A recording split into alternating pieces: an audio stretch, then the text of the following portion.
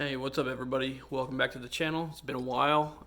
Got the truck again. Today what we're doing, just a little bit of maintenance, necessary things. So first thing we're going to do is we're going to change this power steering bracket to an aftermarket one. Get rid of this style that wraps around to the backside of the manifolds. As you can tell, I don't have the factory manifolds anymore. So we got to do something else because the bracket's being pulled backwards and the belt's not lining up and it's squeaking real bad. Other thing we're going to do is we have these gaskets on the intake manifold to the block leaking on the front and the back, and the valve cover gaskets are leaking. Well, I scored a intake manifold. I'll grab this real quick. And a set of valve covers for a pretty good deal. Got a Edelbrock Performer dual plane. It's going to be a lot better than the factory one. It's also in aluminum compared to this old cast iron thing. And then the valve covers are curing right now. I did a crinkle black paint on them. So once they're cured and before I put them on, I'll show you guys them. But we're going to set the time lapse up, get started on this bracket over here for the power steering, and let things cool down on the engine. Don't want to work on it when it's hot, pulling off that water neck. So, enough talking, let's get started.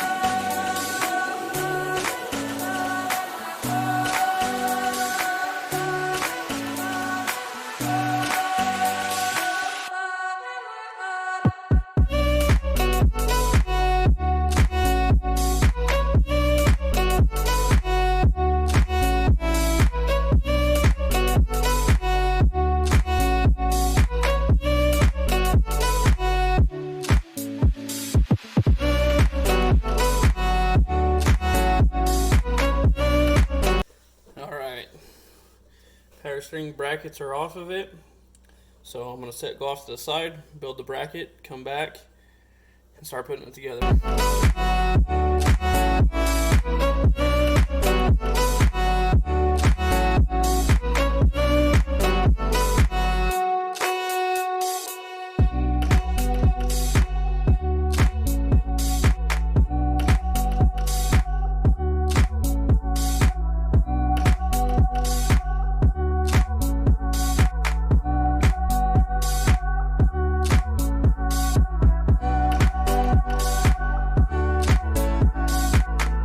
Closer inspection, this is a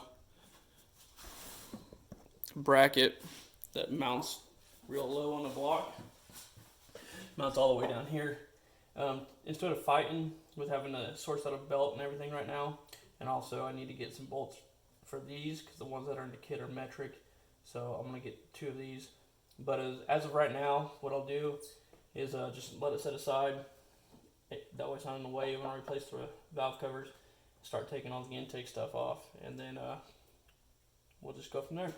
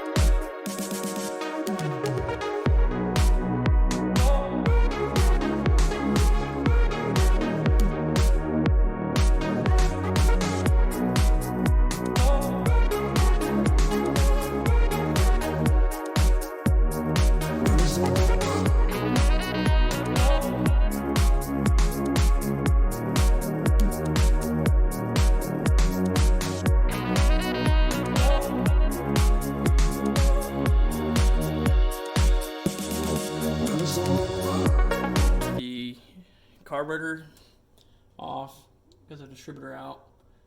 Now we're gonna drain the coolant so we can pull this upper radiator hose and the heater hose over there. So I'm gonna scrounge up my buckets and get that drained, so that way we can get the valve covers off and the intake off. All right, got the coolant draining, got the upper radiator hose pulled off and the heater hose. So we're gonna pull the valve covers and we'll get this intake taken off, and then we'll start getting all the new stuff prepped and put on there. If I have time today, I'll set my preload on the lifters. I don't know where they're at. I don't know who's been in the engine before. So just to be safe, I'm gonna readjust the preload.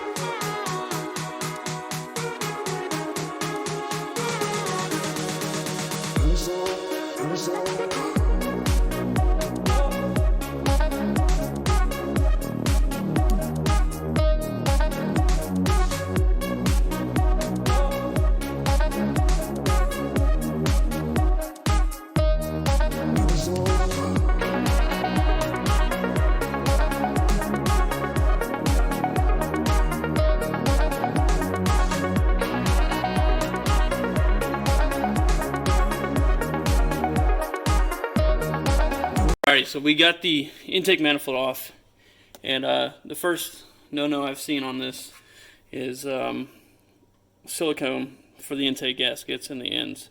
There was no gasket material as far as, you know, what most people would call a gasket material.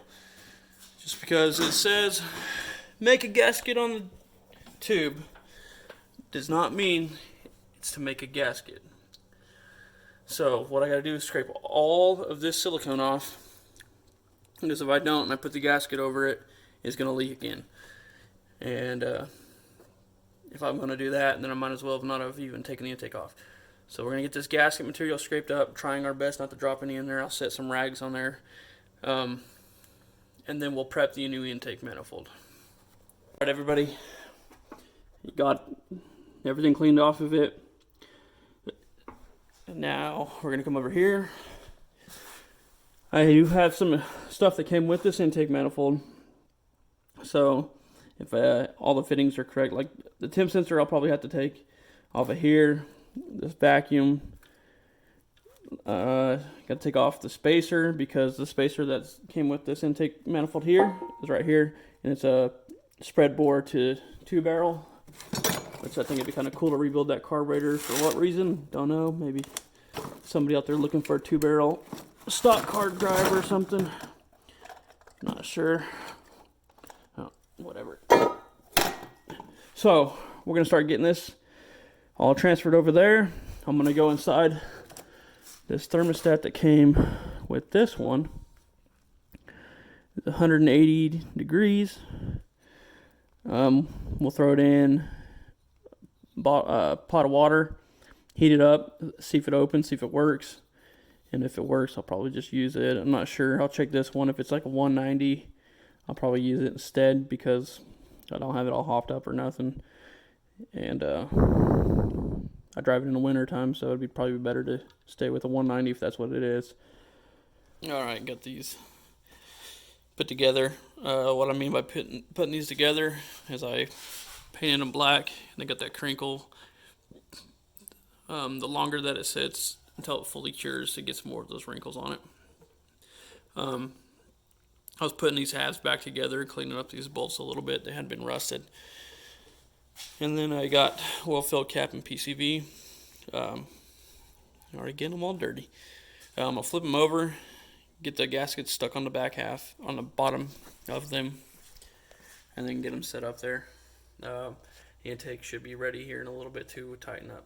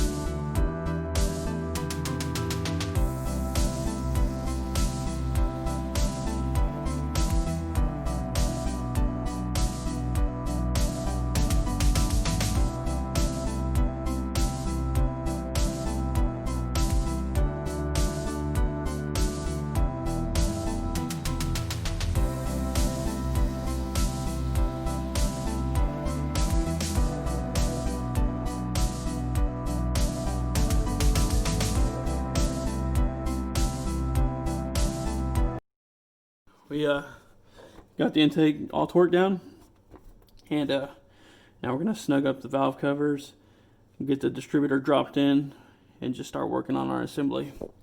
So, making progress.